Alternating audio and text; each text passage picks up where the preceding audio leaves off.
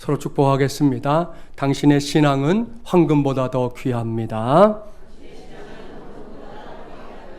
거듭남의 주인공이 됩시다.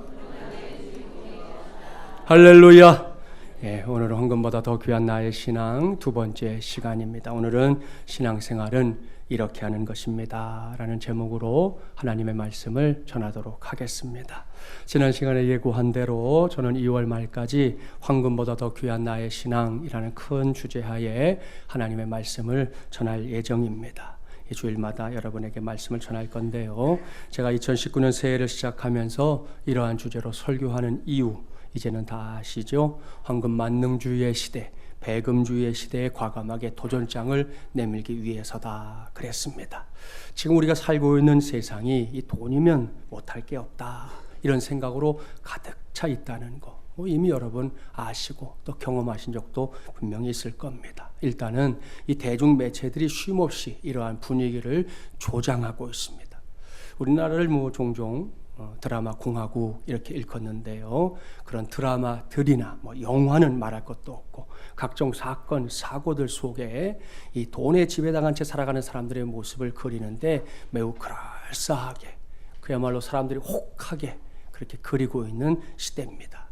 이러한 사실은 단지 어른들의 세상에서만 문제가 되는 게 아닙니다. 어린 친구들에게까지도 매우 고약한 악영향을 끼치고 있는 것이 현실이에요. 지난 연말에 매스컴을 시끄럽게 했던 것 중에 하나는 모 언론사 사주의 이 손녀가 벌인 갑질 사건입니다. 그 어린아이의 나이가 10살이래요. 초등학교 3학년 아닙니까? 이런 녀석이 자기 집에서 일하는 50대 운전기사 아저씨를 향해 폭언을 했다는 것이 공개되면서 논란이 일파만파 퍼진 겁니다. 언론에 공개된 이 폭언의 목록이 있습니다. 그 녹취록 저도 직접 들었는데요, 그걸 모아보면 이런 거예요. 아저씨처럼 바보같이 사는 사람 없거든? 이거부터 시작해서 아저씨는 장애인이야. 팔, 다리, 얼굴, 귀, 입, 특히 입하고 귀가 없는 장애인이라고. 미친 사람이야. 아저씨가 죽으면 좋겠어. 그게 내 소원이야. 아저씨 좀 죽어라. 일단은 잘못한 게 네 엄마 아빠가 널 교육을 잘못 시키고 이상했던 거야. 돈도 없어서 병원하고 치과도 못 갔던 거야. 가난해서. 등등입니다. 10살짜리가 한 말이에요. 50대 아저씨에게. 사랑하는 마중을 위한 가족 여러분, 이 아이 정상입니까? 제대로 된 아이 맞습니까? 아닙니다. 이건 지극히 비정상이에요. 결코 제대로 된 아이 아닙니다. 사람의 탈을 쓰고 태어났는데, 그것도 모든 사람들의 몫이 아닌 남다르게 좋은 환경에서 태어났는데 어떻게 사람이 사람에게 이럴 수 있단 말입니까? 어이가 없습니다. 말이 안 됩니다. 문제는 이게 다른 시대, 남의 나라에서 벌어지는 일이 아니라 우리 시대, 우리가 살고 있는 이 대한민국 이 안에서 벌어지고 있는 일이라는 사실이에요. 이 어린 녀석의 고약한 생각, 그게 뭔지 알아내는 게 어렵지 않지요? 돈이면 최고라는 거예요. 돈이면 못할 게 없다는 거예요. 자신은 이 돈의 힘을 엄청나게 갖고 있는 쪽에 서 있기 때문에 그렇지 못한 상대방 정도는 마치 노예처럼 생각하는 거지요. 그렇기 때문에 저렇게 함부로 대하고 함부로 말하는 겁니다. 기가 막히고 코가 막힐 노릇입니다. 이런 세상이 단지 우리만 살고 끝날 세상이 아니라 우리의 자녀손들도 살아갈 세상인데요, 이런 세상 그냥 놔두면 될까요? 안 됩니다. 모르는 척하고 지나가면 될까요? 안 됩니다. 물론 거대한 세상의 힘을 떠올릴 때 우리의 이 작은 몸부림이 얼마나 세상을 바꿀 수 있을지 그건 저도 장담할 수 없습니다. 그럼에도 불구하고 이런 세상을 그대로 놔두거나 모르는 척하면서 산다는 건 하나님의 자녀된 이 우리의 자존심이 허락하지 않는 일이라는 거, 그거 잊지 말아야 합니다. 이것이 어떤 의미인지 알게 해주는 아주 좋은 이야기가 하나 있어요. 소돔성, 어떤 성인지 아시죠? 그야말로 갖은 죄악으로 가득 찼던 성입니다. 이 성경에서 동성애의 문제가 제일 처음 등장하는 것도 바로 이곳이잖아요. 그랬던 소돔성이 아브라함 시대에 완전히 멸망하게 되는데요, 그 소돔성이 하나님의 심판을 받아 멸망을 앞두고 있을 때까지, 심지어 유황불이 떨어져 성이 망하는 그날 아침까지 성문에 서서 날마다 하나님의 말씀을 외친 한 노인이 있었다 하는 이야기가 유대인들에게 전해져 옵니다. 이게 우한지 야사인지 정확히 모르겠지만 이 이야기 속에는 오늘 우리가 꼭 귀담아 들어야 할 중요한 메시지가 있습니다. 어느 날 여전히 하나님의 말씀을 외치고 있는 그 노인에게 누군가가 찾아가서 물었어요. 할아버지, 아무리 할아버지가 외쳐도 사람들은 변화되지 않는데 왜 쓸데없이 날마다 그렇게 외치고 있습니까? 이거 시간 낭비 아닙니까? 그 말을 들은 노인이 이렇게 대답했습니다. 나는 그들이 나를 변화시키지 못하도록 계속해서 외치고 있는 것이다. 그랬습니다. 사랑하는 여러분, 무슨 말입니까? 여러분이 알고 있는 대로 소돔과 고모라는 굉장히 악한 도성이었습니다. 의로운 롯도, 이 롯과 같은 사람도 자기도 모르는 사이에 점점 소돔 사람을 닮아가고 있었거든요. 이런 상황 속에서 이 노인은 가만히 있다가는 자신도 나중에 소돔 사람처럼 되어버릴 것이다. 결국에는 자신도 하나님의 심판을 면할 수 없을 것이다 라는 커다란 위기감을 느꼈던 거예요. 그래서 그는 쉬지 않고 하나님의 말씀을 외치는 자가 되었다는 겁니다. 결국 이 노인의 생각은 이런 것이죠. 내가 외치는 이상 나는 소돔 사람이 되지 않는다. 내가 외치고 있는 이상 소돔 사람들은 변화받을지 않을지 모르겠지만 적어도 나는 절대로 소돔 사람을 닮아가지 않을 것이다. 하나님의 말씀을 외치는 이상 나는 건재하다. 그런 것이죠. 할렐루야. 오늘 이 시간 이 할아버지의 말을 우리 모두가 꼭 기억하기 바랍니다. 앞서 잠시 말씀드렸는데요. 오늘날 우리 모두가 이 할아버지와 매우 유사한 상황에 놓여 있지 않습니까? 저 바깥 세상을 보십시오. 진정으로 뭐가 중요한 것인지 잃어버린 지 오래된 시대입니다. 하나님의 형상대로 지음받은 사람들이 보다 사람답게 사는 세상이 되어야 하는데 그런 것은 아예 무관심한 시대예요. 그 와중에 이 돈은 또 슬그머니 만인들의 우상이 되어버리고 말았어요. 이러한 때 하나님의 자녀된 우리마저 황금 만능주의나 배금주의에 이 마음을 빼앗긴 채 살면 되겠냐는 거죠. 그런 세상을 향해 아무 할 말이 없어 침묵하며 살면 되겠습니까? 안 됩니다. 결코 그러면 안 된다는 거. 물론 여전히 우리 안에 부족함들이 있었고 지금도 있지만 그래도 그러면 안 된다는 거. 오늘은 이것에 마음을 모아가면서 하나님의 말씀에 귀를 기울이기 바랍니다. 오늘 우리에게 주신 말씀 구약성경 열왕기상입니다. 오늘의 본문이 열왕기상 7장과 바로 앞장인 6장 말씀은 여러분이 잘 아는 솔로몬 왕이 예루살렘 이 성전과 왕궁을 지었다는 기록이에요. 그 중에서도 이 성전을 짓고 성전 안에서 사용할 다양한 성물들과 기구들을 제작했다는 사실을 집중적으로 이 두 장이 기록하고 있습니다. 그때 솔로몬은 이 일의 적임자로 두로 사람인 히람이라는 사람을 이제 책임자로 세웠는데요. 히람은 솔로몬의 요청에 따라 놋 아시죠? 놋? 이 놋으로 다양한 성전 성물들과 기구들을 만들었습니다. 그런데 모르긴 몰라도 제가 설교에 앞서 아까 성경을 봉독할 때 오늘 주신 말씀이 익숙하게 느껴지기보다는 낯설게 느껴진 성도들이 더 많았을 겁니다. 작년에 90일 통큰 성경 통독 동참했던 성도들의 경우에도 이 말씀을 통독했을 때 뭐가 뭔지 알고 통독한 사람보다는 뭐가 뭔지 모르고 통독한 사람들이 더 많을 거예요. 왜냐하면 이 말씀에 등장하는 성물들과 기구들이 그저 성경책을 읽는 것만으로는 어떤 모양을 갖추고 있는지 정확하게 아는 게 어렵기 때문입니다. 그래서 오늘은 먼저 구약시대의 성전을 여러분에게 잠깐 소개하려고 합니다. 여기서 안타까운 것은 예루살렘 성전이 2019년 현재 이 원형 그대로 보존되어 있지 않다는 사실입니다. 주 70년에 로마의 티투스라고 하는 장군이 예루살렘 성을 함락하게 되는데요. 그때 예루살렘 성전도 다 초토화되었기 때문입니다. 그나마 다행인 것은 이제 성경의 근거에서 만들어 놓은 이런 모형들은 있어요. 이 모형을 통해 성전의 모습을 확인해 볼 수 있는데요. 자, 저 중앙에 문이 보이는 중앙, 그곳이 바로 성소입니다.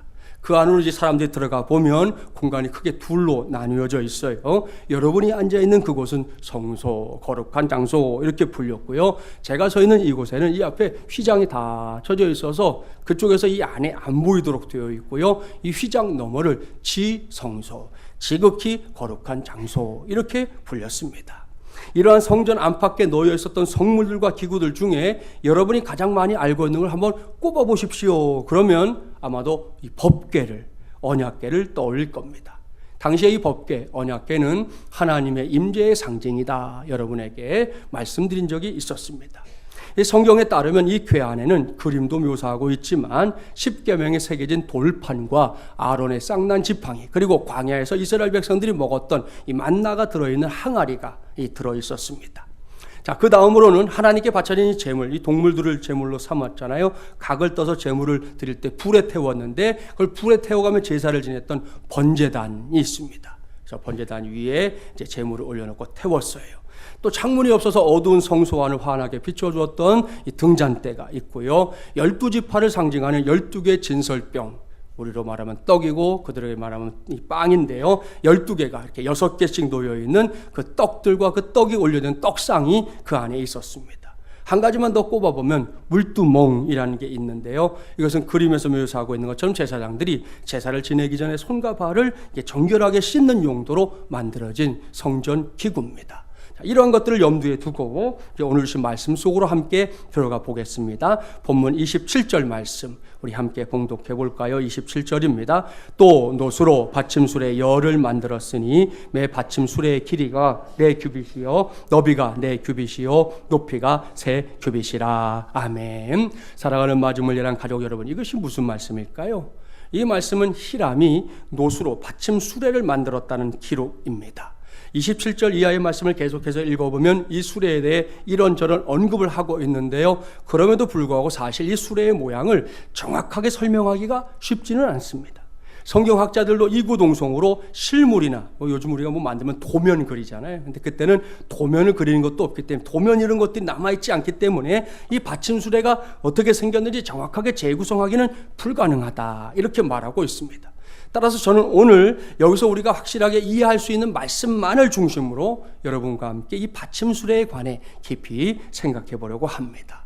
하나 제일 먼저 확인할 수 있는 건 있어요. 사이즈, 알 수 있죠.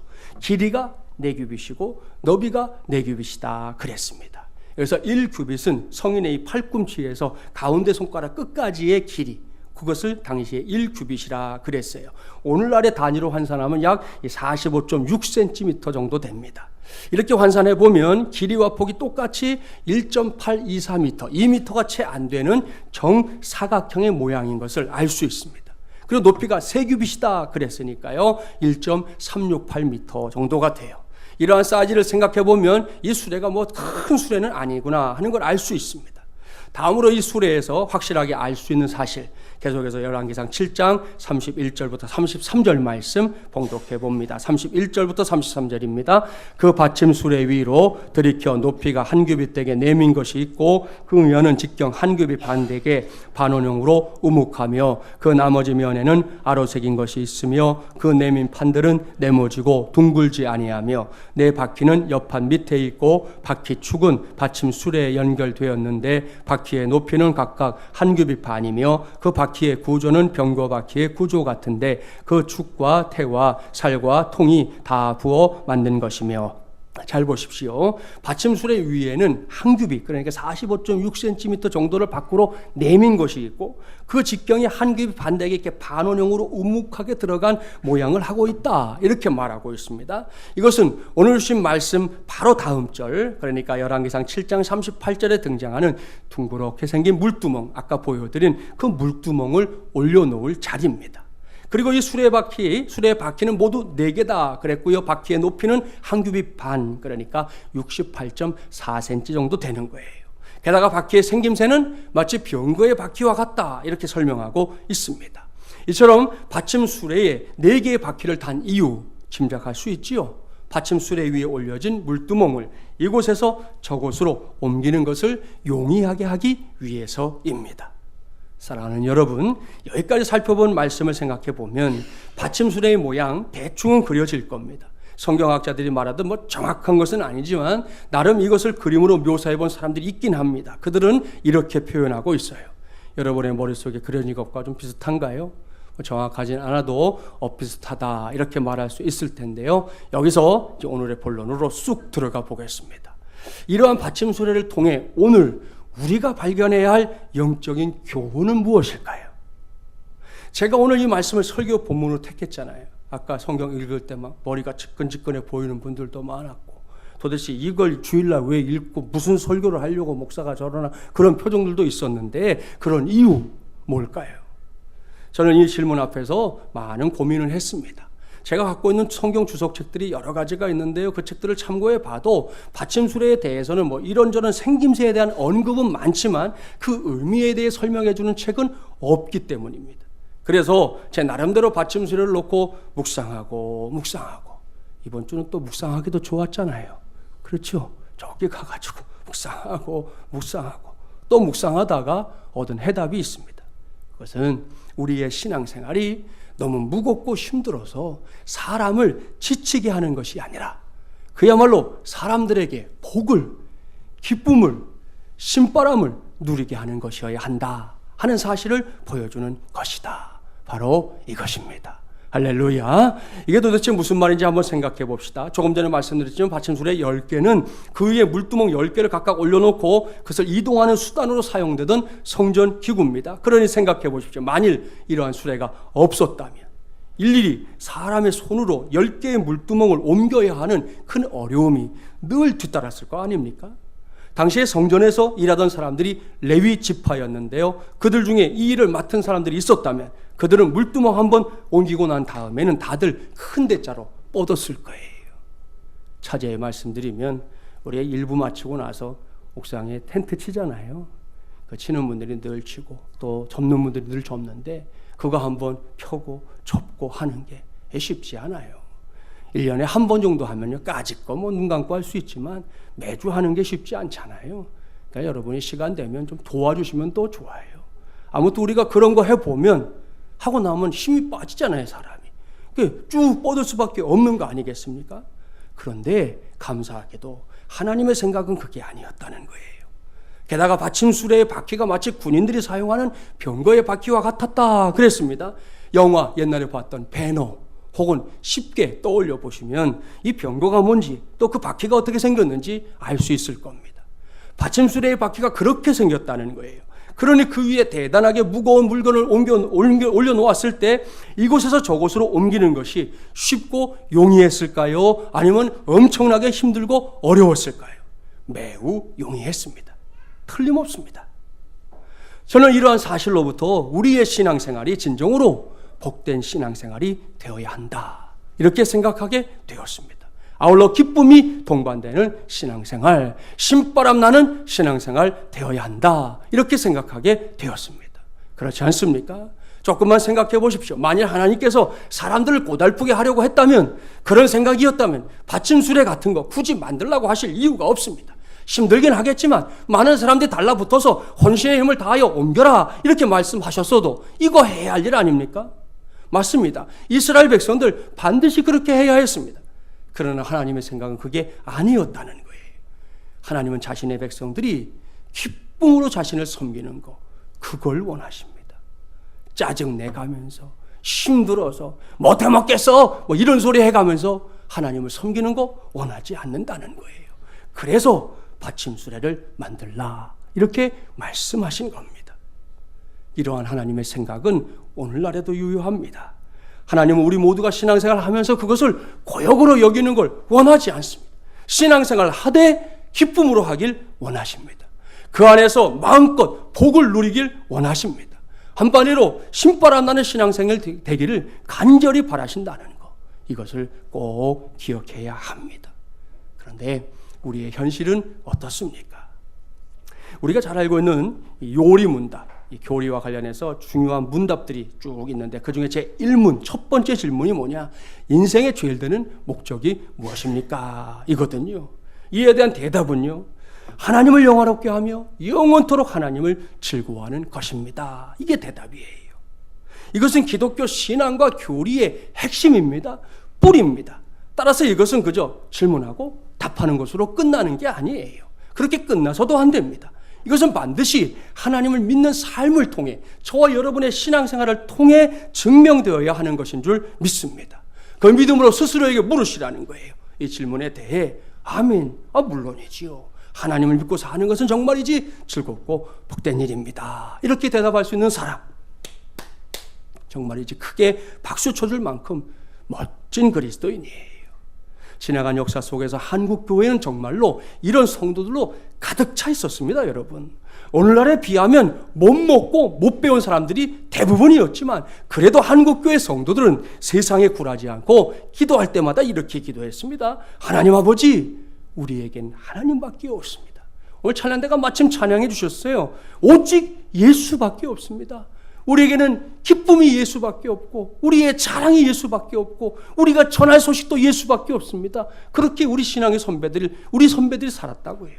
그 기도를 힘입어 오늘날의 한국교회가 세워지게 됐다는 거 결코 부인할 수 없습니다. 그런데 최근에 한국교회 안에서 적지 않은 성도들이 신앙생활을 즐거움이 아닌 무거운 의무감으로, 심지어는 떼어버리지 못한 혹으로 여기는 경우들까지 있다 그럽니다.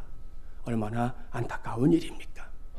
사랑하는 마주물예랑 가족 여러분, 이러한 것을 역설 이렇게 불러요.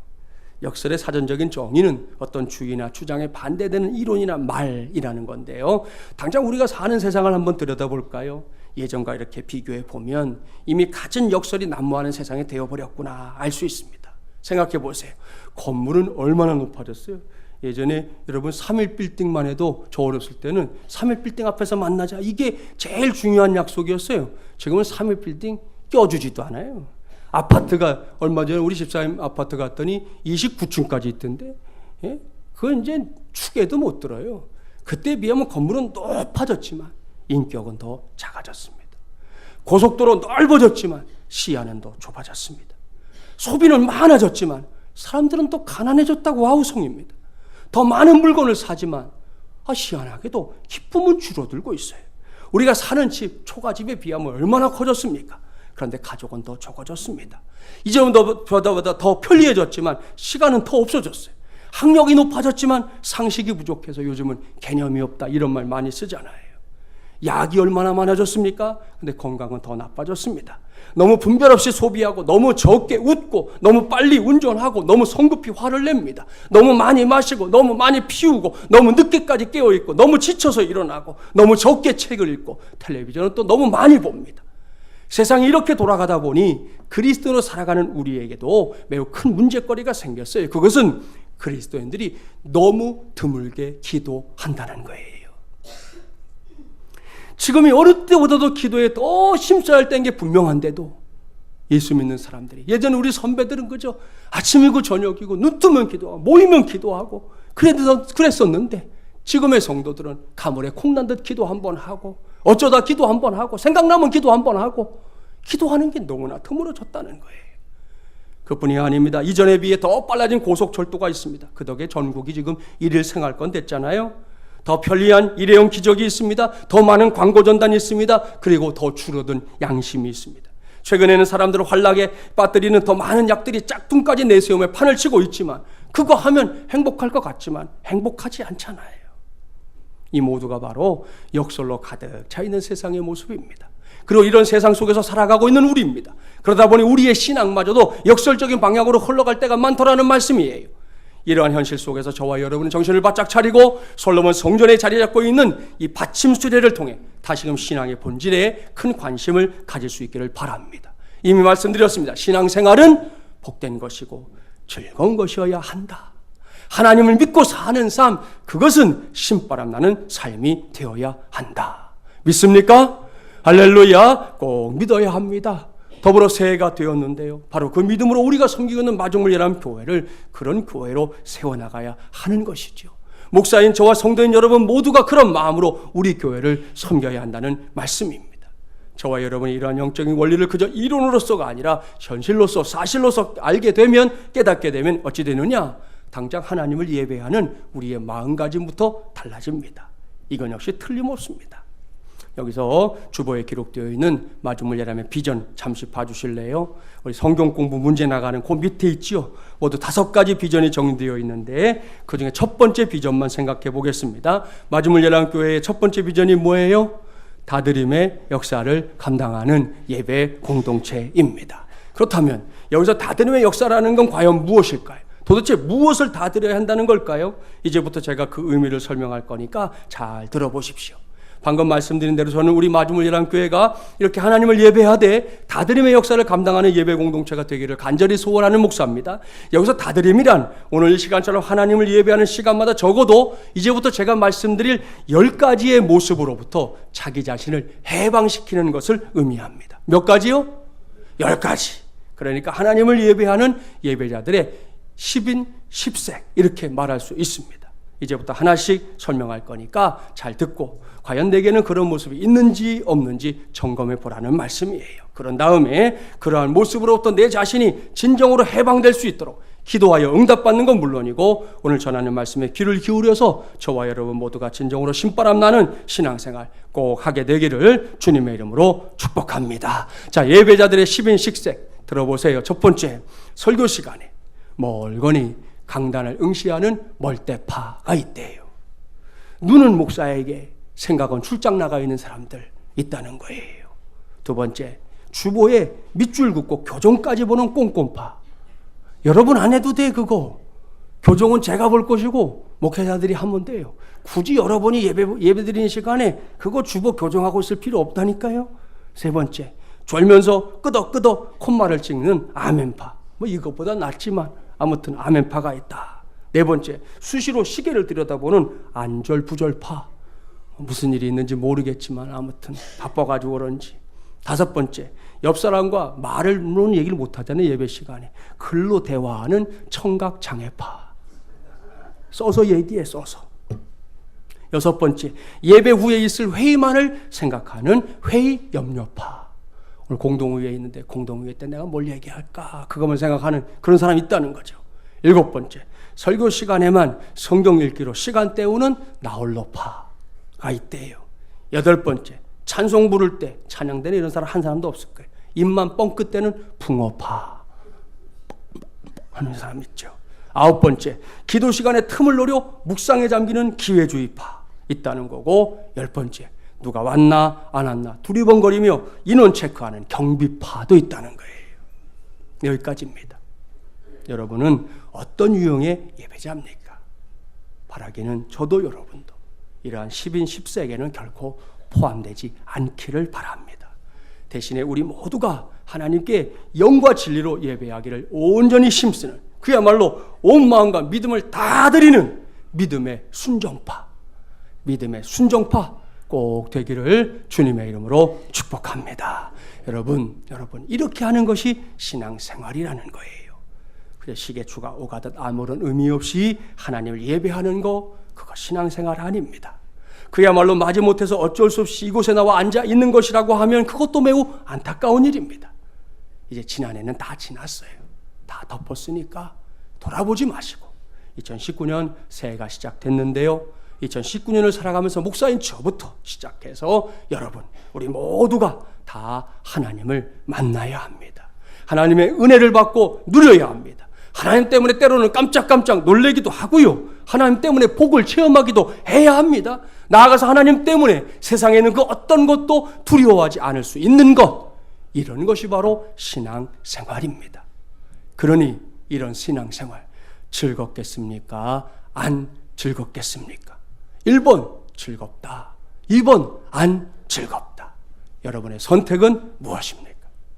우리 중에 단 한 사람도 남김없이 모두가 다 1번 선택하게 되기를 주님의 이름으로 축복합니다. 그렇습니다. 오늘 이 시간을 통해 저도 여러분도 이러한 신앙생활에 우리 모두의 믿음을 다 몽땅 걸자는 말입니다. 그래서 우리 모두 즐거운 신앙생활, 기쁨이 동반되는 신앙생활, 내가 신바람 나는 것은 물론이고 나 때문에 다른 사람들까지 신바람 나게 하는 그런 신앙생활 해나갈 수 있기를 바랍니다. 이것이 바로 받침수레를 통해 배울 수 있는 첫 번째 영적인 교훈이에요. 여기까지 오늘 제가 반복적으로 전하고 있는 말씀이 있지요. 그것은 우리의 신앙생활이 고역이나 무거운 짐이 아니라 즐거운 것이어야 한다는 겁니다. 그렇습니다. 이 험하고 악한 세상에서 하나님이고 뭐고 다 필요 없이 무조건 돈이 최고라고 여기는 이 세상에서 하나님을 믿고 사는 삶이 그저 그런 삶이면 되겠습니까? 안 됩니다. 반드시 신바람 나는 삶이 되어야 할 줄 믿습니다. 우리가 섬기는 교회 역시 그런 교회로 세워나가야 할 줄 믿습니다. 그러려면 다른 왕도가 없어요. 그냥 되는 거 없어요. 하나님께서 우리 교회의 가족으로 불러준 저와 여러분, 우리 모두가 살아계신 하나님의 말씀에 이전보다 더 귀를 기울여야 합니다. 이것이 신앙생활을 신바람 나게 만드는 또 하나의 길이에요. 사도 바울의 메시지 가운데 로마서 10장 17절 말씀 잘 알 거예요. 자막에 나오니까 우리 함께 봉독해 볼까요? 그러므로 믿음은 들음에서 나며 들음은 그리스도의 말씀으로 말미암았느니라. 아멘. 여러분, 여기서 바울이 말하는 믿음 무엇이겠습니까? 여기서 믿음은 저와 여러분이 영적으로 이렇게 성숙해져 가는 상태를 가리킵니다. 지난 주일에 거듭남에 대한 말씀 이미 전했는데요. 말씀과 성령으로 거듭난 우리가 영적으로 이제 갓난아기의 처음엔 그런 티가 보이잖아요. 그걸 하나씩 벗어버리고 이렇게 자라가고 있는 거, 그것을 가리키는 거예요. 그런데 사도 바울이 그 과정에서 반드시 필요하다 강조하고 있는 게 있습니다.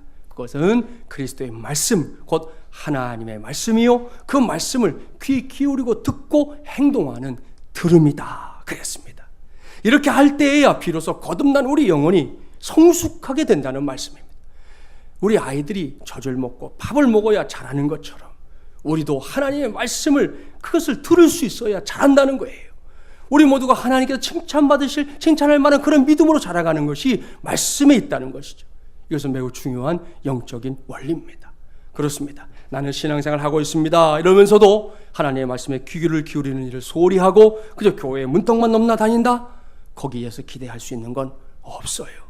혹은 하나님의 말씀과 상관없이 뭔가를 위해 봉사한다는 명분으로 이리 뛰고 저리 뛰고 분주하게 뛰어다닌다? 그렇게만 한다면 마찬가지로 영적인 성숙은 이룰 수 없습니다. 따라서 하나님의 말씀을 들음이 최우선입니다. 꼭 기억하셔야 돼요. 옳습니다. 잘 이해가 되지 않아도 들어야 합니다. 저도 처음에 교회 나간 적 있지만 전사님이 설교하시는데 이게 뭔지 알아들을 수가 있어야죠. 사용하는 용어도 뭔지 모르겠고 잘 몰랐어요. 근데 자꾸 들은 거죠. 지금 잘 들리지 않아도 들어야 돼요. 당장 받아들이기 어려운 게 있습니까? 그래도 들어야 합니다. 그렇게 듣고 또 듣다 보면 분명히 성령께서 깨닫게 하는 때가 내게도, 다른 사람 말고요, 내게도 찾아오기 때문입니다. 그것이 들음의 능력이에요. 이와 관련해서 이야기할 게 하나 있어요. 서울에서도 그렇지만 지방에 가보면 한 마을 안에 이렇게 교회와 사찰이 함께 있는 경우들이 왕왕 있습니다. 제가 전에 부교육자 사역했던 교회도 종교부지를 이렇게 얻어서 갔는데 그 종교부지가 교회 자리인데 그 옆은 또 사찰 자리예요. 나란히 있는 그런 경우들이 있거든요. 시골 어느 마을에서 있었던 일입니다. 그 마을에도 이 교회와 사찰이 인접해 있었습니다. 좀 멀리 떨어져 있었다면 별일이 없었을 텐데 이 가까이 있다 보니까 부득불 교회에서 나오는 소리가 사찰로, 또 사찰에서 나오는 소리가 교회로 이렇게 들려질 수밖에 없었던 거죠. 이때 여러분 한번 생각해 보세요. 교회에서 사찰 쪽으로 가는 소리가 더 크고 많을까요? 아니면 사찰에서 교회 쪽으로 오는 소리가 더 크고 많을까요? 당연히 교회에서 사찰 쪽으로 가는 소리가 더 크고 많죠. 그 교회도 마찬가지였습니다. 나름대로 부흥하는 교회이다 보니 예배나 기도회를 하는 시간마다 큰 소리가 교회의 담을 넘어서 사찰 쪽으로 이렇게 흘러갔어요. 예를 들어 이제 목사님이 설교하면서 마이크를 대고 하니까 할렐루야 믿습니까? 하나님께서 당신을 구원하셨습니다. 할렐루야 이런 메시지가 선포되면 성도들은 또 그럴 때마다 아멘 아멘 이렇게 응답한 거죠. 그런 소리가 이제 담을 넘어간 거예요. 상대적으로 사찰은 매우 조용한 사찰이었습니다. 이런 상황에서 어느 정도 시간이 흘러갔어요. 사찰 쪽에 문제가 생겼어요. 앞서 믿음이 어디에서 난다고요? 들음에서 난다. 성경이 말씀하고 있잖아요. 허구한 날 교회에서 담을 넘어오는 소리를 들으며 사찰에서 수양하던 스님들이 어느 때부터인가 할렐루야 소리가 들리면 염불하다 말고 아멘 이렇게 하게 되는 거예요. 아이 참 큰일 났죠. 혹은 믿습니까? 목사님 그러니까 그때도 아멘 하는 사람 나오는 거예요. 이 정도 되니까 주지 스님이 큰일 났잖아요. 모든 스님을 다 불러놓고 말했어요. 이래가지고서는 우리가 제대로 수양을 할 수가 없으니 누가 저 교회에 가서 좀 조용히 좀 해달라고 말하면 좋겠구나. 너희들 중에 누가 이 일을 하겠냐? 주지 스님이 이렇게 말했는데 이거 누가 선뜻 나서기 어렵잖아요. 모두가 조용한 거예요. 잠시 후에 한 동자승이 신묵을 깨고 일어났어요. 아예 한쪽 손까지 분뻑 주먹을 쥐고는 불끈 쥐면서 말한 거죠. 이 일을 위해 나서는 분이 아무도 없으니 제가 십자가를 지도록 하겠습니다 하고는 얘기했다는 거예요. 여러분 무슨 일이 일어난 건지 아시겠죠? 물론 이 동자승을 비롯해서 그 스님들이 몽땅 불교 신앙 버리고 기독교 신앙으로 개종한 건 아니에요. 여기서 중요한 것은 들음이라는 단어입니다. 그 들음이 사람들에게 믿음을 갖게 한다는 거예요. 그 들음이 사람을 거듭나게 한다는 거예요. 그렇습니다. 들음, 이것이 바로 또 하나의 진짜 신앙생활입니다. 하나님의 말씀을 다른 것이 아닌 살아계신 하나님의 말씀으로 100% 받아들이는 것 말입니다. 하나님 때문에 깜짝깜짝 놀랄 때도 있고, 하나님 때문에 복을 체험하기도 하고, 하나님 때문에 세상에는 그 어떤 것도 두려워하지 않는 것, 이것이 바로 신앙생활이라는 말씀입니다. 말씀을 마무리합니다. 신앙생활은 취미생활 아닙니다. 여가생활 아닙니다. 일주일 동안 분주했던 삶에 잠시 쉼을 주는 걸 목적으로 하는 게 아니에요. 신앙생활은 하나님 앞에서 하는 것입니다. 하나님과 함께하는 삶, 그것이 신앙생활이에요. 그래서 즐거운 겁니다. 그래서 복을 체험할 수 있는 거고요. 그래서 신바람도 나는 겁니다. 여러분, 가정에서 아이들이 아빠가 뭐 출장을 가거나 일이 있어서 멀리 갔다가 여러 날 있다 이렇게 집에 돌아와 보세요. 아이들이 아빠 왔어? 그러고 끝나나요? 그 아이하고 아빠하고 뭔가 문제가 있는 거지. 그거는 정상적이라면 이 아이가 신발도 신지 않고 뛰어나가야죠. 그리고 아빠 품에 안겨야죠. 아빠 손 붙잡고 빙빙빙 돌아야죠. 신나라 해야죠. 그게 정상이잖아요. 얼마 전에 신방 가니까 오랜만에 아빠를 만난 딸이요 그러던데요. 안 떨어지는 거예요. 딱 붙어서 안 떨어지는 거예요. 거기에만 앉아있어. 해주는 것도 없어요. 그냥 희죽거리는 거예요. 그냥 좋다는 거예요. 그 아이의 기쁨이에요. 누구도 빼앗을 수 없는 기쁨이에요. 우리 신앙생활이라는 건 그런 거예요. 하나님 앞에서 하나님과 함께 하기에 즐거운 것이고 행복한 것이고 그 기쁨이 넘쳐나는 거 말입니다. 오해하지는 마세요. 신앙생활만 하면 모든 것에서 무사무탈한 인생이 된다, 이런 거 아닙니다. 신앙생활에도 어려움이 찾아옵니다. 고난도 있습니다. 생각지도 못했던 문제 앞에서 망연자실할 때 있습니다. 당장 제가 지금 그렇잖아요. 문제 없는 게 아니잖아요. 저 이러고 좀 구정까지 있어야 돼요. 아주 불편해요. 밤마다 통증이 얼마나 사람을 괴롭히는지 몰라요. 구멍 4개 뚫은 게 그렇더라고요. 그렇다고 해서 무너지지 않습니다. 주저앉지 않습니다. 포기하지도 않습니다. 여전히 즐겁습니다. 여전히 하나님의 복이 나와 함께함을 믿습니다. 여전히 신바람 나게 살 겁니다. 왜요? 내 자신이 하나님 앞에서 살고 있기 때문이에요. 내 자신이 하나님과 함께 살고 있기 때문이에요. 이것이 세상이 그렇게 좋아하는, 세상이 최고라고 여기는, 세상에 못할 것이 없다고 여기는 바로 그 황금보다 더 귀한 나의 신앙입니다. 당신의 신앙입니다. 우리의 신앙이고요. 앞으로 우리 교회의 신앙이 되게 해야 할 줄 믿습니다. 저도 여러분도 이 신앙 붙잡고 2019년 새해를 살아가기 바랍니다. 이 신앙 붙잡고 주님 앞에 서는 그날까지 잘 달려가기 바랍니다. 그래서 언젠가 주님 앞에 서는 그날 주님께서 직접 씌워주시는 면류관의 주인공 되는 우리 모두가 되기를 주님의 이름으로 간절히 축원합니다.